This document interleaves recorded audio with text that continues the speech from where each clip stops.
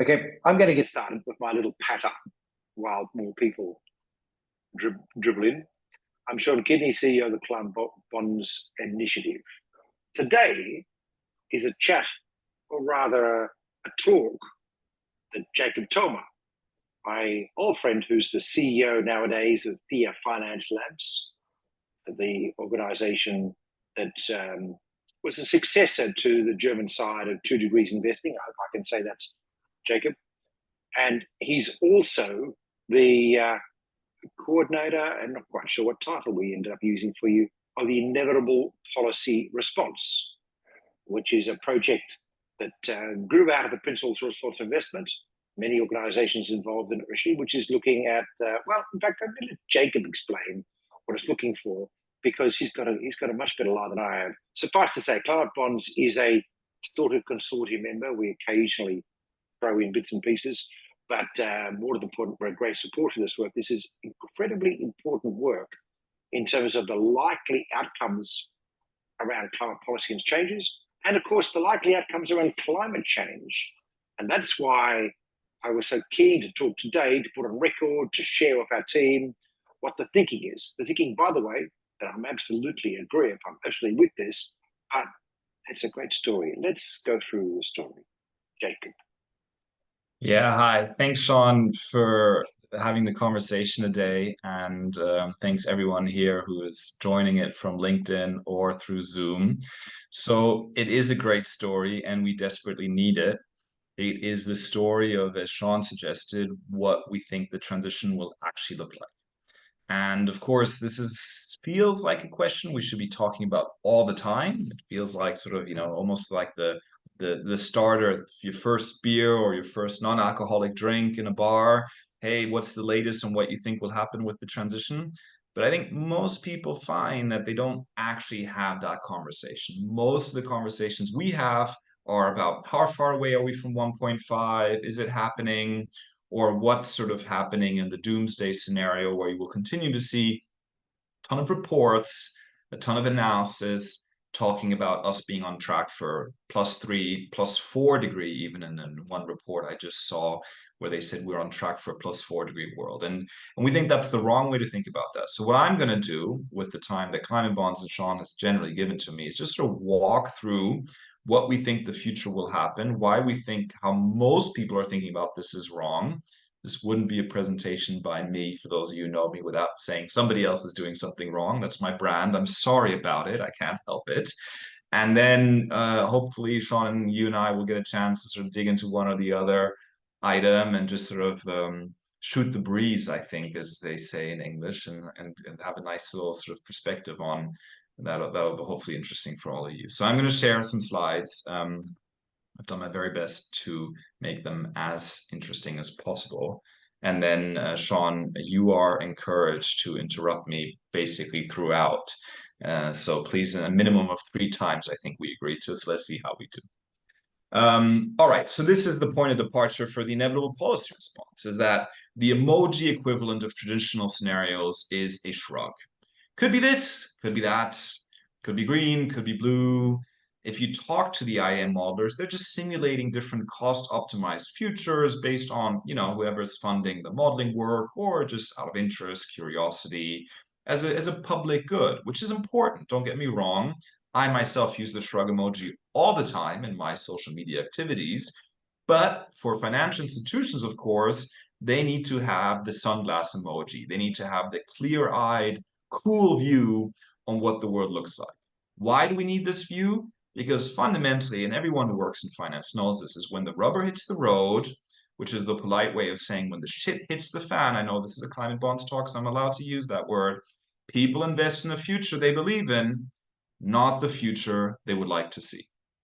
So we can have targets, we can have a lot of these sort of initiatives to create the future they believe in, and that's great, and I'm all for it. But ultimately, that future at some point needs to materialize, and people ultimately need to at some point also believe in that future. So the question here is, what is the future that will actually materialize? What is our best available knowledge? Of course, it's uncertain, right? And so there are different perspectives on it. We'll get back to that in a minute. But we have to start answering that question in some form. Right now, we are told that the future looks like this. World on track for nearly 3 degrees of warming.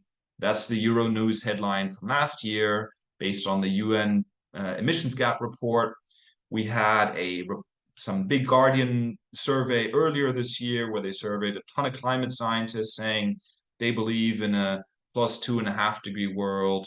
We have, obviously a lot of NGO activities, like I said, the doomsday scenario. And this is sort of this sort of baseline mental model that people have. They believe that sort of the mental model that they have is we are right now on track for somewhere around 3 degrees, maybe a little bit better, 2.8, sure. And they use that in the work that they do. This is absurd. This is absurd for a lot of different reasons. The first reason it's absurd is because that on-track figure that you just saw from that headline and from that report effectively assumes, and I'm simplifying a tiny bit, but not by too much, effectively assumes no additional climate policy action ever. So you have some NDCs running until 2030, sure, maybe some sort of a baseline continuation, re-upping some incentive that already exists, but there is effectively no meaningful acceleration of climate policy beyond the universe of climate policies that have been put in place by now. And to be even more precise, not even specifically climate policies, but the nationally determined contributions submitted to the UNFCCC. So why is this absurd? Number one, the last 10 years alone, so within the span of 10 years, the International Energy has defined this baseline policy trajectory, which is exactly this, right? Like all the policies that are currently effectively legislated. This baseline climate policy profile, the temperature profile of that baseline climate policy has been reduced by over 1 degree within the span of 10 years.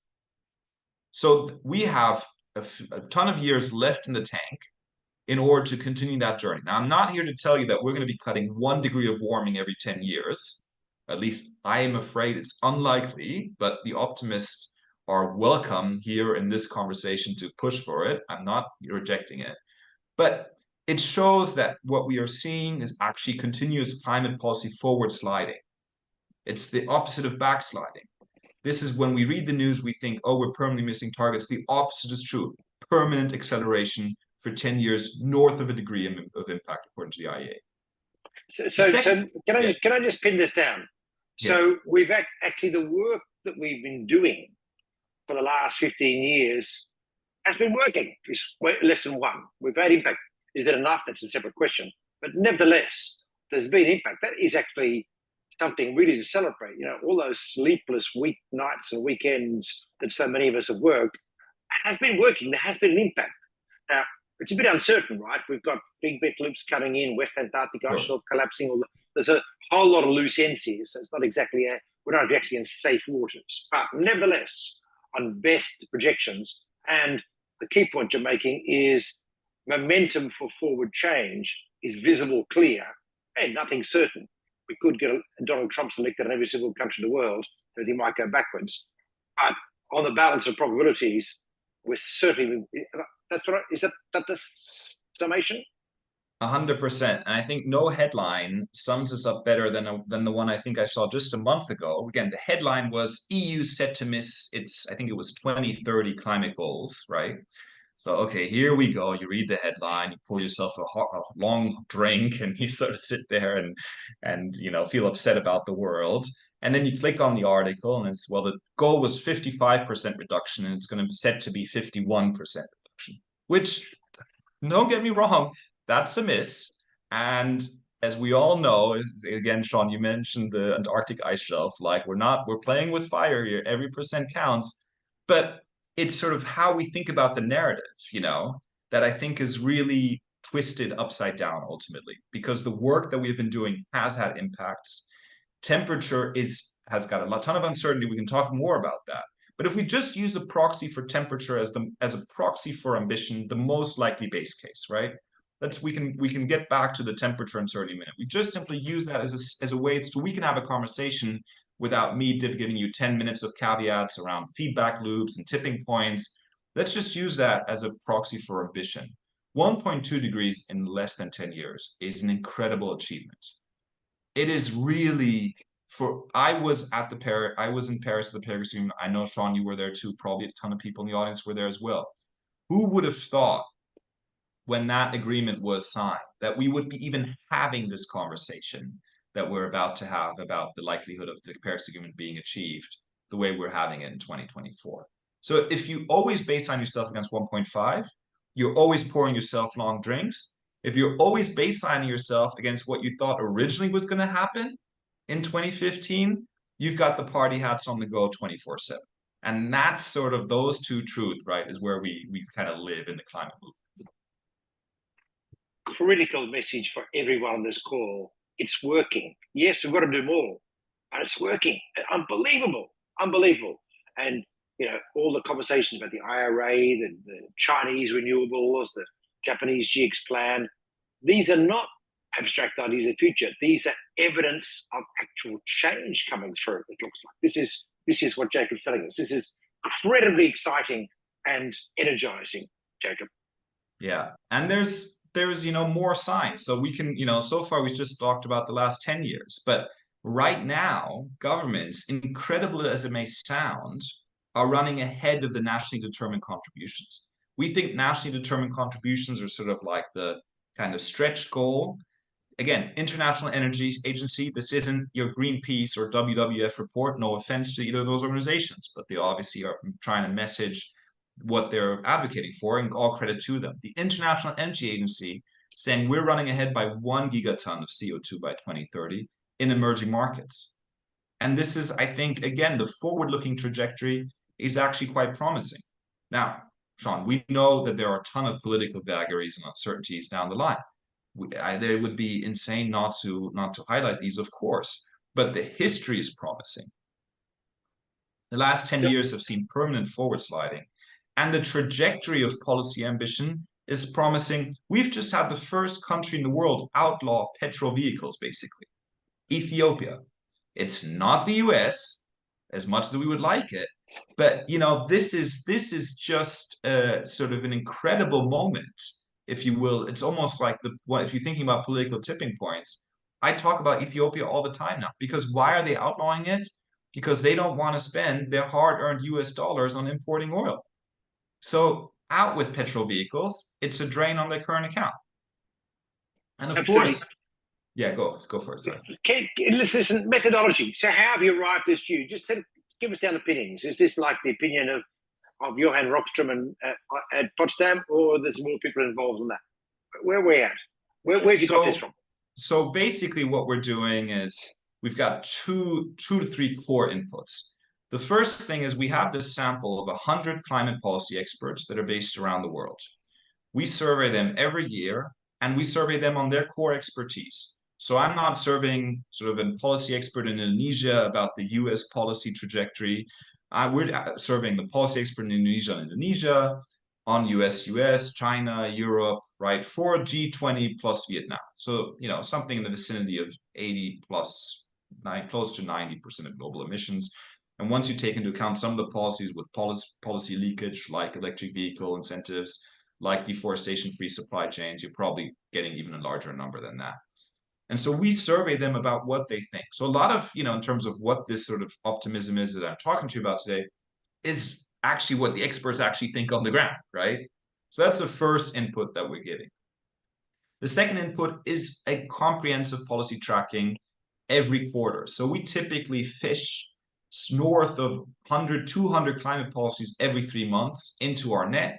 We dissect them. We take the sort of the real from the fake. Sometimes it might just be an announcement. Some guy, some minister, junior minister is holding an interview. All right, we don't get too excited about it just yet. Sometimes it's legislation. Sometimes it's a manifesto. So in the UK, we were literally about to update our forecast for petrol vehicles to 2035. The Labour manifesto came out with 2030. All right, we'll take that into account. Obviously, doesn't mean 100% is going to happen, but those are the inputs that we'll look at. And then obviously we'll look at market trends. We look at what is actually happening on the ground, for better or worse. And sometimes that countervails policy, and so we say we got to be a bit more pessimistic here. Again, on the curve that we're at, we're still considered very optimistic, and sometimes we got to be more pessimistic. So just to illustrate, our people say we're too optimistic. Our Chinese solar deployment forecast for 2030 has been met last month. So we missed. So I hate to say this, Sean, because it makes people think, well, don't listen to these guys. They missed their forecast dramatically. We missed our forecast by 6 years on the wrong direction. So I know we'll miss the forecast in the other direction ever so often as well. Don't get me wrong. But for people who say we're too optimistic, whereas we nailed the global EV deployment for this year, we got it basically right. I mean, we're set to get it 100% right. Obviously, the year isn't out yet, but we're really kind of tight on it. And that's sort of where we get that information from and where that informs our forecast. I think But one other thing. you're not alone, Jacob. There's an article in The Economist last week about how the IEA forecast for 2024 in 2010 is some 120 times under what it actually was in every country. So we've seen. In fact, my understanding is that even Greenpeace's forecast for 2024 was way below what we've actually achieved. So this is an achievement. This is part of what we're doing. So and this is of course take place in electric vehicles too, where constantly the forecast for electric vehicles has been below what we're actually getting, despite the bumpy ride of it. And Sean, key differences. Go ahead. 100%. And I mean, again, I hate to say this because our whole shtick is how we're forecasting and we know what's going on. But, that's actually not the message I really want to leave you with today. So, sure, we believe in our forecast. It's the most comprehensive attempt at understanding what the transition is most likely to look like with our policy tracking, with our interviews. I think nobody puts in more time at getting it right. But much more importantly is doing that process for the financial institutions that are on the call or the stakeholders that are on the call. Because some of you are going to believe me, most of you are not. I know this already, it breaks my heart, but it's the truth. So the way to overcome that is to really kind of internalize this forecasting thinking in your institution. You will discover you are way more optimistic than you are. And one of the reasons you'll discover that is because one of the core problems we face with our forecast and with our talking about definition is temperatures. I just said, look, temperatures are great, good proxy, so we can have a conversation without 50 caveats and nuance and technical distinctions between greenhouse gas or CO2 equivalent emissions and when they will be net zero, fine. But our collective brains are confused about the temperature relationship and the policy ambition. And it makes sense. For those that, there are plenty who will remember when we talked about a 6-degree future. So temperatures kind of feel like 2, 3, 4. When we're throwing around these numbers like that, then they don't seem kind of that far apart somehow. But the difference in emissions between 1.5 and 2 is huge. And of course, it's huge. We live on a big planet. We're just emitting so much that we're influencing the temperature. But there's a huge difference. You don't just willy-nilly turn the dial like you would in your living room. And so we did a survey where we discovered exactly that. We asked people, what do you think the peak temperature will be? And when do you think we'll reach net zero CO2? Just CO2, not all greenhouse gases. So the white line you see on this chart is the relationship from the survey. That's what most people think the relationship is between net zero and temperature at 66% probability, right? And then we can discuss 66. That's 66, by the way. Most of the studies you see are 50% probability studies. So we're obviously here, a little bit on the conservative side. That's what most people think it is. The red line is what it actually is. So right now, the announced pledges, if you sum up all the net zero goals, again, which I think cover 90% of emissions, you sum them all up, you're at net zero CO2 in the 2060s. If you think policymakers will miss that goal by 20 years, which would be a ton, right? This isn't just you miss the policy by a few years, 20 years of missing the goal. And again, we're not just talking here about, the marginal emissions that are going to remain in the system. You're really missing the goal. You're basically doing 20 years more of inaction before you start bending that curve, basically. If you believe that, you think you're believing in a 2 to 8 to 3 degree world. You're really believing in a low 2-degree world, 2.2, 2.3. Again, obviously depends where you get the numbers, what you think about other greenhouse gases, sure. And so this is part of the reason why we have this weird pessimism about temperatures, because we don't appreciate what an incredible policy miss 3 degrees would imply. If we really ended up at 3 degrees, again, baseline, no tipping points, just the baseline sort of central temperature forecast, which is what is being used in those reports, right? So I'm not kind of making up a better world than it is. That's just what the reports, the UNEP reports are using. You believe in a policy miss of 60, maybe 70 years, right? So effectively limited decarbonization at very, very limited scale for the rest of the century, you know? And that is why I call it absurd. And by the way, in case anyone thinks this is a critique of UNEP, it is not. Because you read the UNEP report, the UNEP report is accurate. It says, here's what happens if we don't take any additional action. So they're fine. They're doing the right work, which is an interesting and important data point. Where the problem starts is when we look at that report and saying, we are on track for this future to happen when we are not. Because we are not on track. It's kind of like me saying, I'm on track at this stage for my desk to collapse under the papers that are next to me right now in the next 6 months based on the amount of paper accumulation I'm doing every day. But obviously, once a week in good days, and realistically every 2 weeks, I do clear out my desk sometimes, right? And so here too on climate, we are clearing out the desk. As Sean, as you've said, we are putting in the work. We are bending the curve in many countries, not yet globally, but in many countries dramatically. And it looks like we're nearly there in China on bending the curve as well, incidentally. And we are really on track, or let me phrase it differently. The most likely future now is one where we will reach net zero in 2065. So that's what we're projecting, which again, Sean, to your point, is the median estimate from the people we survey. So we're not more optimistic than the experts that we talk to. It's just that we see more optimistic because of that temperature goal and because of that anchoring from the UNEP report. Median net zero CO2 in 2065, aka the most likely future in terms of temperature warming, the most likely future is that the Paris Agreement goal of limiting global warming to well below 2 degrees will be met. I think it's important for everyone to understand this is not about, hey, time to relax, let's go have a beer now. Clearly, we're making progress, but we have failed. Let's be clear about this, right? We are going to see above 1.5 degree warming. I think 1.8 we're going to get to in a minute, but that means significant climate impact. We're going to have significantly higher mortality rates. We've got to deal with a crazy world, as we're seeing this year, somewhere around the place. That's given. What we're saying essentially is that we seem to have made significant progress on avoiding utterly catastrophic futures. So it's better than it was going to be. Still not great, because we've still got to do a bit of work here to try and get it down. But it's an incredible change on when Jakob and I met 15 years ago, when we were looking, prior to the Paris Agreement, of a really catastrophic future.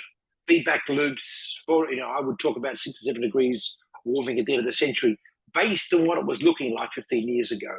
The change that we've managed to institute globally through energy policies, through land use policies, and we're seeing it now in Brazil with Lula cracking down again on deforestation, through industrial change activities where the Hebei province has just announced a steel transition plan. Hebei, 12% of the world's steel in one province. They're going towards hydrogen electric arc furnaces. It's fantastic. It's everywhere. Is having an impact. And I think that's important. We need to be incredibly grateful of the work that's been done by so many people at government and in activism and in corporate the last 15 years. But there is still work to be done. There's no time to have the beer yet. We have to at least just say, fantastic work. It's really worth putting in this work. Now we have to finish the job while we prepare for the climate impacts. Is that a reasonable thing to say, Jakob? I've got that right? 100%. And it's sort of a weird sort of countervailing force to when I have these conversations with people. On the one hand, you've got sort of let's call them the doomer narrative, right? And I don't mean that in disrespect. It's just a shorthand for what it is. And then people are saying, "Oh, Jakob, don't tell this story because it'll make people think that it's time to crack open a beer." And I said, I am very far away from convincing people it's time to crack open a beer. I think if you think about how this conversation is going. So you're 100% right, Sean, that it's, in order for this world to happen, a ton needs left doing. So, I mean, just to illustrate the point, right? So right now, we are already seeing 60% of the policies we track are generally supportive of our forecast. That still means we need to cover that 37% gap globally, and especially in emerging markets and developing economies, that's really where the big gap is, right? So that is 37% is, as you say, no time to open a beer, but there is plenty of capability to close that policy gap. And of course, technology and market force are supposed to help.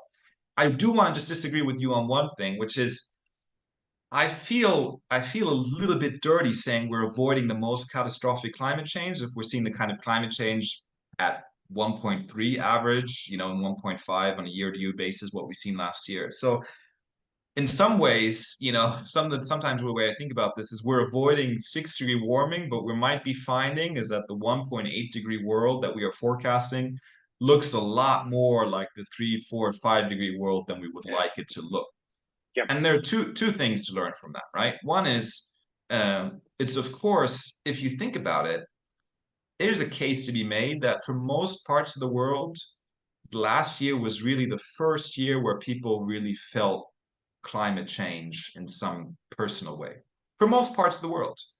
And even if it's just the summer traveler in Greece annoyed at the flight delay from the wildfire smoke, right? Even if it's just that, you felt it, you saw it. And I think a ton of people around the world felt that way last year. So all the policy progress we've been making so far is without the pain point. It's just with the abstract pain point of this is going to be horrible at some point in the future.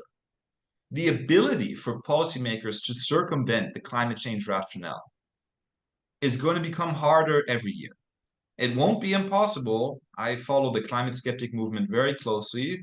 Listen to what they say. I think it's a good exercise to understand what your enemy is thinking. Sorry to use such plastic words. But it's, there are plenty of made up reasons why the world looks the way it is in that community. But it's just going to be so much harder to be a politician when you're not trying to convince people to take policy action based on a hypothetical pain, but on a real pain.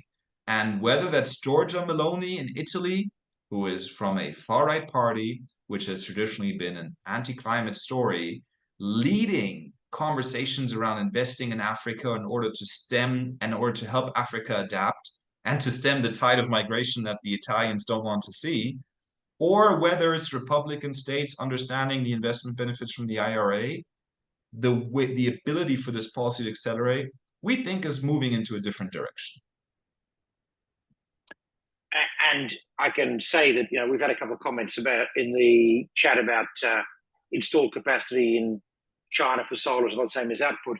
But the interesting thing about the Chinese sector, it's the solutions which the Chinese government is working on, which are around dispatch between provinces, because there are some furious things about the energy system which disincentivize solar from one province to another province, and the catching up of the grid, which is related to that, are easily fixable, and they're going to be fixed soon. So you can see an acceleration. There has been a lag in connectivity between installed capacity and actually utilization for some 30, 20 years in China. No change. These are examples of steps that can be fixed in policy. Japan's a really good example where the government has now adopted ambitious 2035 targets and 2030 targets.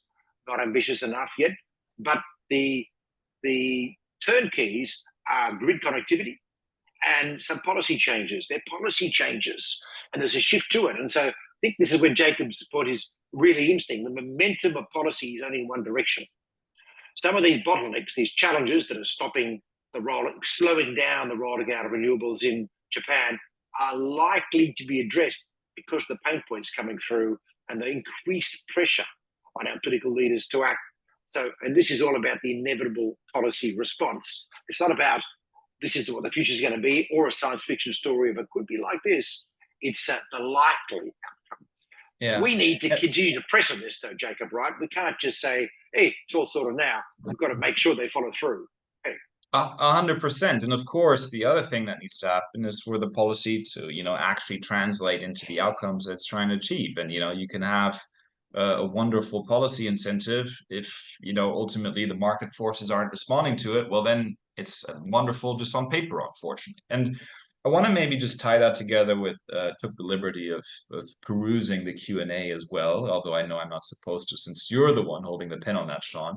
But I just want to maybe touch on what Sarah said as well in the questions about the sort of the storyline around this uneven nature of the transition. Because you said it's in one direction, and again, it's not 100% true, right? Like, we did have the UK government backslide on the ICE phase out last year from 2030 to 2035.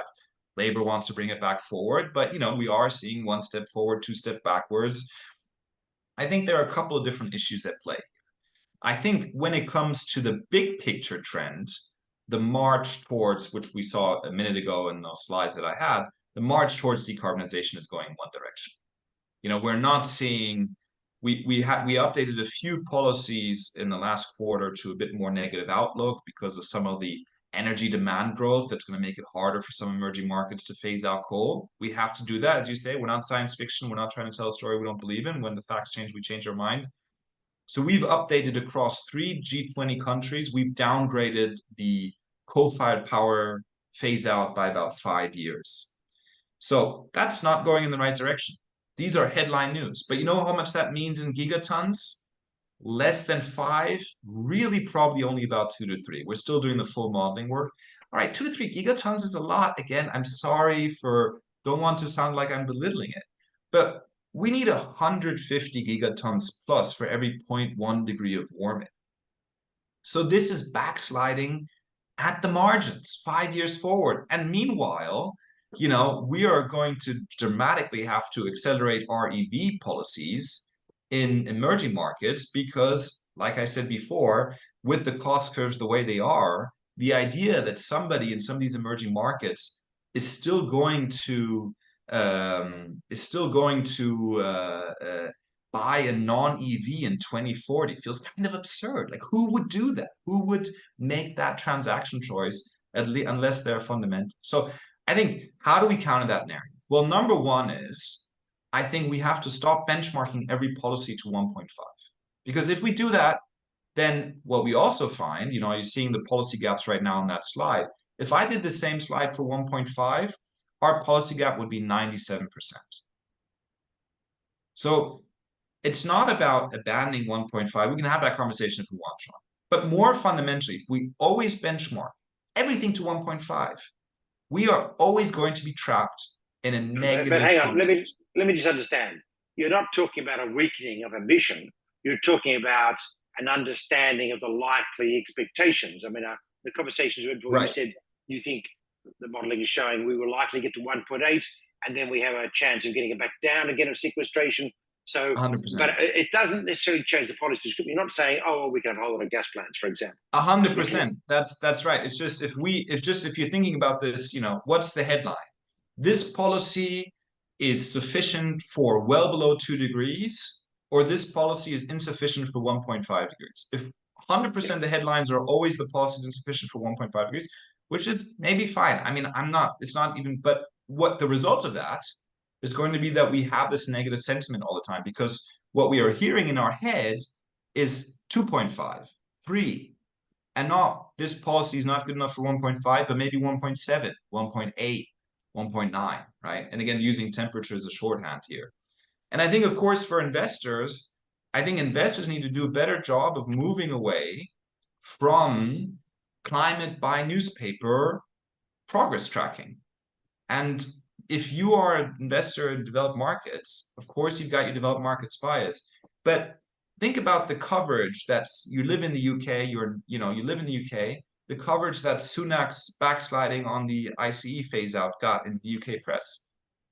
Quite a bit. Maybe not as much as some people would have liked from a critical perspective, but it was in all the news. It was in BBC Evening News. It was covered. It was a story. Meanwhile, Sean, and you know this better than anybody, the 10x emissions impact of what is happening in Brazil, in China, and Indonesia doesn't make it to page 12. So again, we at IPR, we track policies every quarter. We grade our homework every quarter, and we show you for all the policies we forecast, where we're behind, where we're potentially a little bit ahead, what we've already achieved.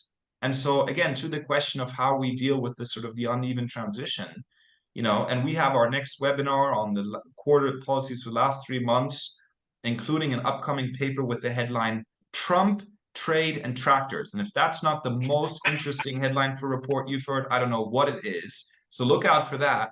So we'll have our webinar on the last 3 quarters on July 10th, hosted by PRI. And this is, I think, where we need investors, have your sentiment the way you want it. But when it comes to the investment case, we need to do a better job of creating that holistic view of what policies are actually doing, forward sliding, backward sliding. But I don't know, Sean, I mean, you're busy being Mr. Optimist in many cases, at least you're perceived that way sometimes. What do you think about countering that narrative? Look, for me, the narrative, just to be clear to everyone again, we are not talking about a weakening of the policy measures we need to take. What we're saying is we have what we have called, as Jakob prescribes, a 1.5 degree stance in the past. We continue with that. It's just that none of us are saying the temperature anymore, because we're good up on that. The temperature is going to stay at 1.5. They're going to go over and come back, but the policy prescription is still the same. We still need to keep pushing on this. So electric vehicle pushes, for example, solar energy, but we're winning on some things. I mean, the extraordinary vast increase in solar as a result of state action, by the way. It was Germany that led European feed-in tariffs, and China that had huge offtake agreements and subsidies that drove down production costs. And suddenly, the rest of the world is getting cheap solar everywhere, which is one of the reasons you're seeing so many of these clean power things going green, is an example of what's changing, and changing a lot faster than we expected. And electric vehicles are now being produced in Shenzhen way below the kind of subsidy level. They're cheap. We're not importing them into Europe or the US yet for trade war reasons, but that change has already happened. And there was a comment here that we're not going to be buying in EVs in emerging markets. You know what? When EVs, as they are now already, becoming cheaper than petrol cars, the electrification of emerging markets will happen like this. Because solar is so cheap, and you can do it in a distributed fashion. Look at what's happened in Vietnam in the last few years with the extraordinary growth of solar, way beyond any predictions on the part of the regulators of the governments. Now, they haven't quite done enough yet. There's more to be done, but it is actually growing at an incredible rate. And, I just want to pick up a couple of line items in this wonderful chart that Jakob has put up. Look at Brazil, look at Russia. Yeah, a few policy gaps there. We get that one. Look at Mexico. A few policy gaps. You know who the new president of Mexico is? Claudia Sheinbaum. She's an IPCC author. You can probably take a reasonable guess that some of these policy areas are going to improve. And we see much more on the positive side happening, even when there's a right-wing push, such as the comments about Giorgia Meloni and Italy, where there's been a bit of a backsliding, but some forward sliding in overseas support, etc., etc. This is only going to get stronger. At the very worst, 2 steps forward, 1 step back, but more likely 4 steps forward and 1 step back. It'll be jagging. There's no doubt about it. 100%. And I think one of the issues here is, I mean, again, if you just take sort of the question is like, the question we're asking is what's the most likely transition? So you've got your uncertainties, your downside risk, your upside risk. You've got the US election coming up. You've got social uncertainty, political instability, questions, climate change potentially going to sort of on the one hand accelerating policy, but with what climate change will do for risk premium in many of these markets, also potentially inhibiting capital deployment for sure. So no doubt that there is that there are a lot of these question marks. But right now today, I just want to talk about what's the most likely thing to happen ultimately, right? And from that vantage point, as you said, Sean, it's 2 steps forward, 1 step backwards. If you think about, so IPR, let's just take, one of the things I think we're proud of is that we don't just do your clean energy forecast, like you have the IEA renewables report or your electric vehicle one-off report. As you can see from this table, we really cover a ton of different policies across the G20 plus 1, right? So we really cover, land use is a key priority for us. Nature is a key priority for us. We had a special webinar on that topic with PRI in Q1.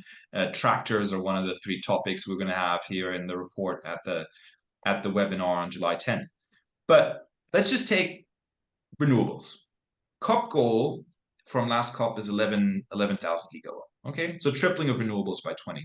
That's again installed capacity. That's not generation. All right, that's the goal. IPR thinks we'll miss the goal by somewhere in the vicinity of 3,000 to 4,000 gigawatts. So we think the policymakers will really miss their goal. I think right now we're at about 3. So we're quite pessimistic on the goal.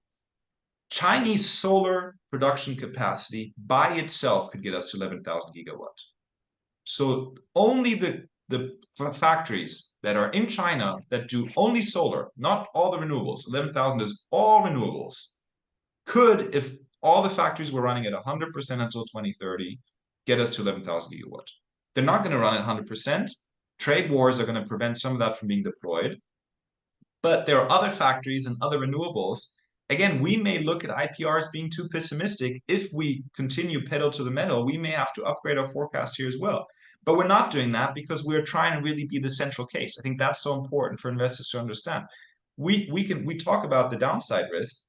I mean, IPR could look real silly on the upside risk pretty soon if all of a sudden people said, you know what, screw it, let's just buy all the capacity because we want cheap data centers and we want these things. And you know, what's happening right now, apparently, according to anecdotes, is folks are using some of the solar panel overcapacity as fences because it's so cheap. So, you know, how are we not looking at this world and saying, and why are not more people telling us we're too pessimistic?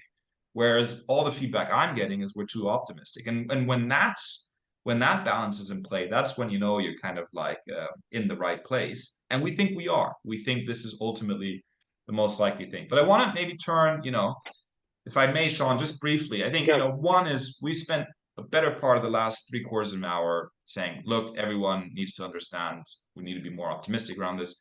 We know the challenges. I just mentioned agriculture and land. We've had the first policy in Denmark, which is putting the first European country to put a price on agricultural emissions. Folks, but the agricultural lobby in Denmark is supporting it. Folks know that policy is not as strong as it sounds on paper. We've got the trade war discussions. We have risk premium continue to be high. Climate change is not going to help. Who's going to put spades in the ground in countries facing civil unrest, political instability, social instability with climate change? We have policy backlash, and we have hard to abate sectors. We know all of this is going to be super hard. We need a ton more work. If people, Sean talked about sleepless nights, bad news. More of those are headed our way, right? But that is why we don't forecast also 1.5. And we also have a ton on the upside. So we recognize, you know, the potential slippage. But one, again, if we're thinking if people think here in the room we're 5 to 10 years optimistic, you then believe kind of in a 1.9 degree world, right? Again, that's sort of a different story to then you know, you believe in a 3 degree world. And of course, this uncertainty comes with a lot of downside risks, but you know, we wouldn't be doing the forecast if it isn't anchored in experts' best available evidence. It's ultimately why, Sean, I think that every company, financial institution, I already alluded to this, kind of needs to do this themselves. Sure, believe me, you know, fine. But really, if you want to, I more or less started this conversation as people invest in the future they believe in, not the future they'd like to see.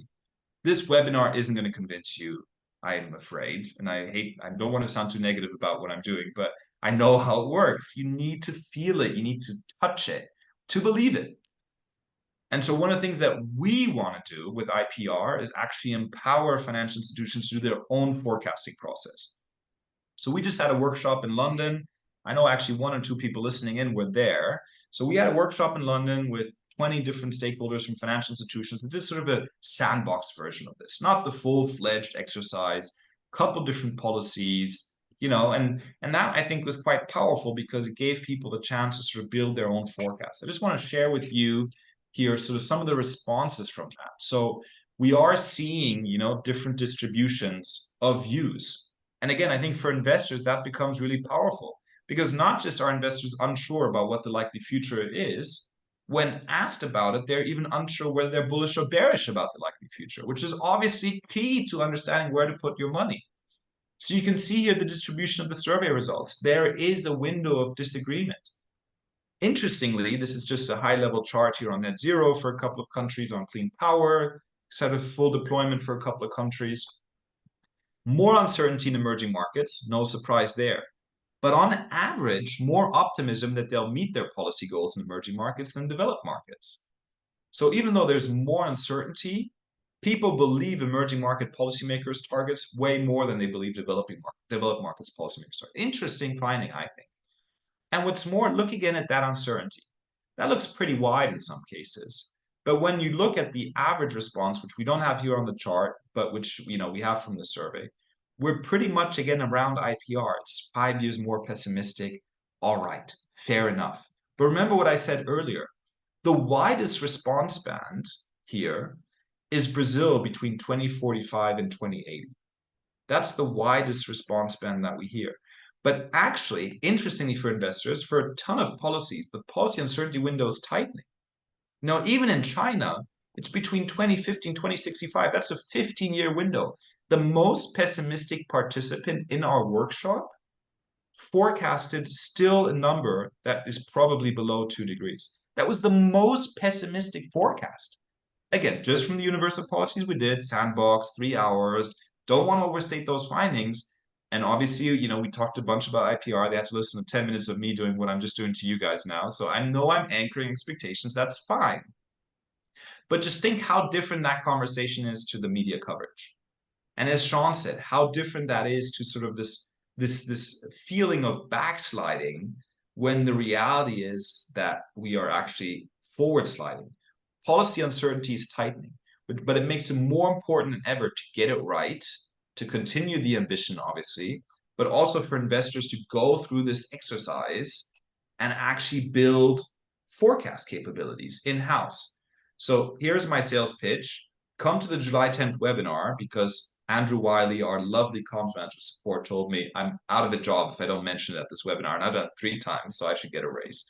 And number 2, work with us at IPR on actually doing this forecasting in-house because the tools are there.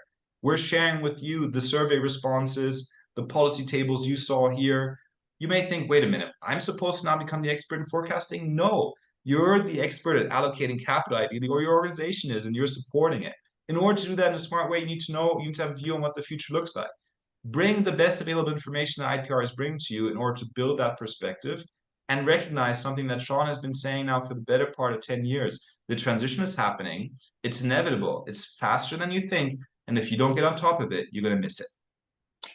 And I think that is the key message here. The inevitability response came, really, so its purpose is advice for investors about what's likely to happen and how to make the right kinds of capital investment decisions that will allow your pension to be paid when you retire in 2045.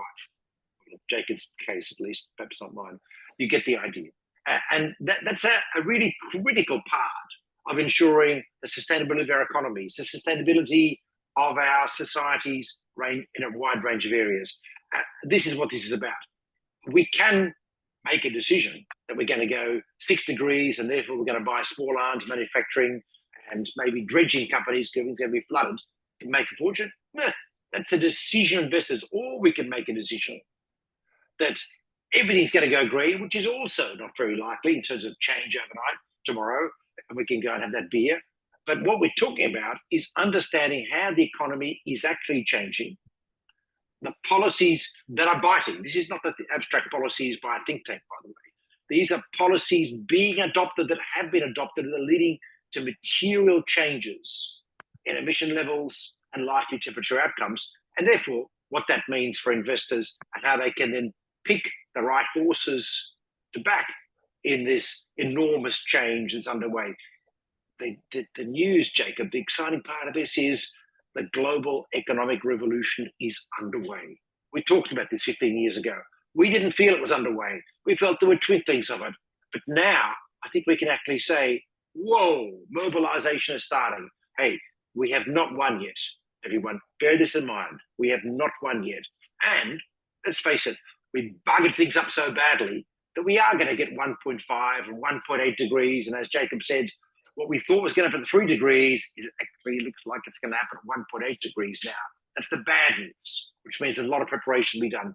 But things are changing. It is extraordinary. I generally say, you know what, I think we're only 20% of the way there. I don't know what Jacob would think about that.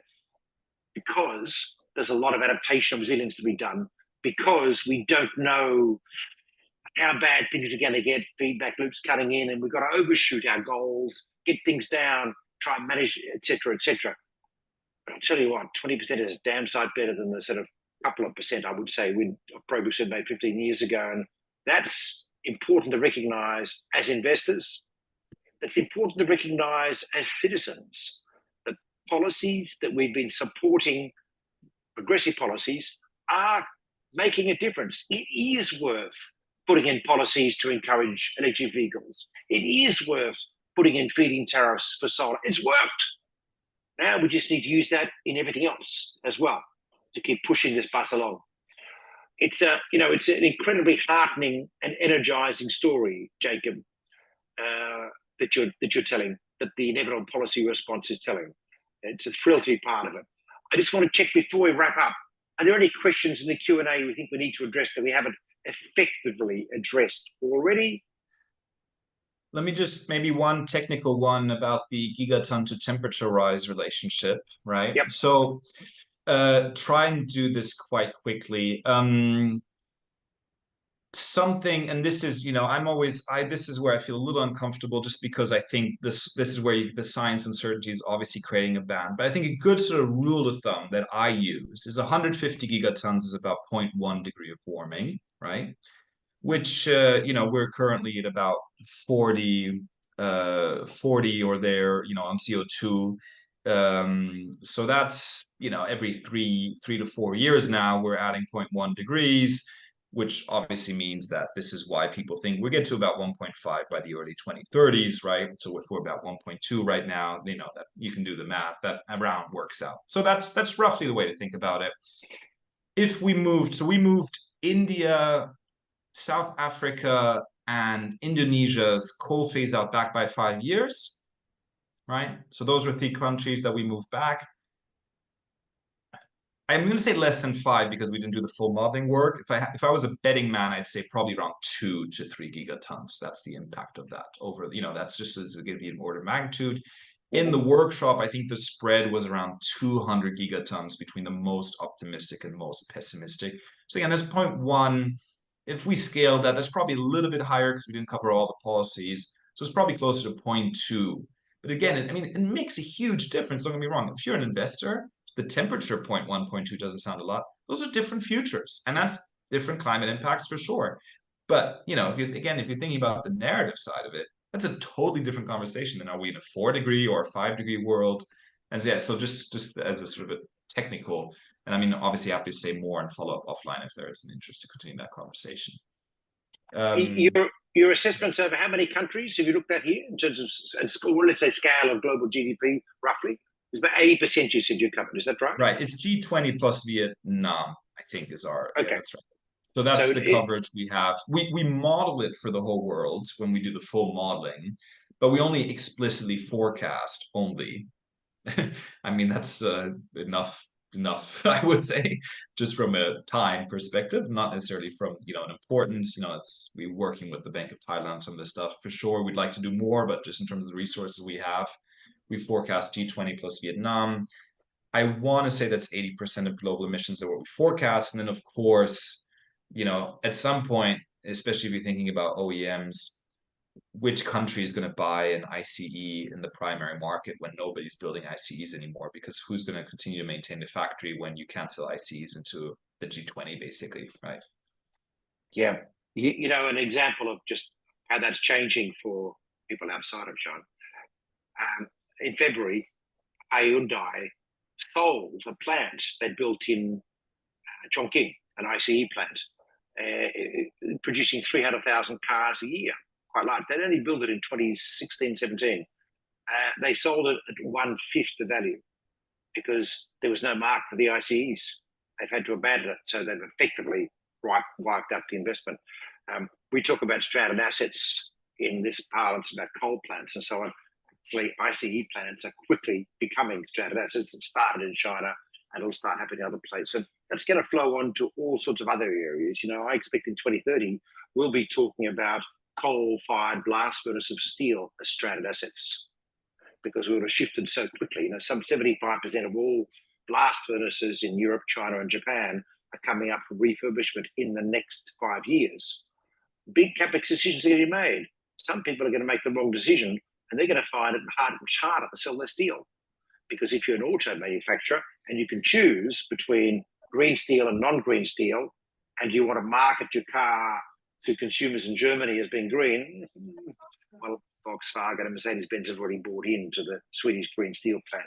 You get the direction of travel. It's going to flow onto all sorts of other areas. So it's amazing. It's important to note that the IPR covers a wide range of areas. There's power, there's transport, there's industry, there's buildings, agriculture, land use and nature, all covered. I mean, this is a pretty huge management task trying to pull this together. Jakob, no? Yeah, it is, and we.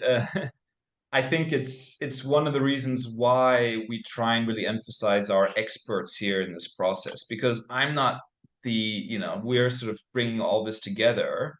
It's, I haven't studied the Vietnamese electricity market for 30 years and are in the ins and outs of the policy. But, we are permanently going through policies, permanently going through the policy developments, debating them, pulling in experts. We work with Deloitte, who's helping pull all that material in. And so, like, I think it's sort of, we appreciate that you always have this trade-off in climate. Do you go big or do you go narrow on a specific policy? That's why we work with Kaya partners who sometimes work with stakeholders on, well, what am I going to do in Brazil exactly? Also, we're not telling you here what exactly you should do in Brazil, and we're not doing the policy forecast. Oh, the exact policy incentive will be calibrated this way and that way. That's a different flyby. But from a strategic perspective, from a global perspective, and just the expertise we pull in, we're really just the intermediators of all that knowledge. And so, sometimes, I feel even, it's the IPR is as good as all the inputs, which are the leading climate policy experts in the world. And sometimes they're surprised because they're going, yeah, I've got this policy, I've answered the survey, but I didn't think we were on I didn't answer that we were on a 1.8 trajectory. But if you look at all my individual answers, that's exactly what I believe, incidentally, right? And so I think we're all kind of updating our priors on this. But again, Sean, I think the important thing is let's appreciate what the most likely outcome is, but understand what we need to do to get there. Keep the policy push forward.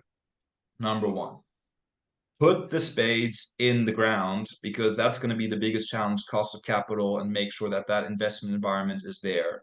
Because effectively what we're going to need to do is outrun the social risk from the climate impacts is one of the questions here, again, from the chat. We need to, on the one hand, climate change is our ally because the damages are going to accelerate policies. On the other hand, it's our enemy because climate change is going to make it harder to invest and harder to put those spades in the ground, harder to plan, harder to transform. And so we need to outrun that dynamic. And of course, we need to slay the final boss, which is decarbonizing the agricultural sector and managing land use, because that is going to be such a fundamental challenge. And we just said Denmark is the first country to put a price on carbon agriculture. I think that kicks in around 2030.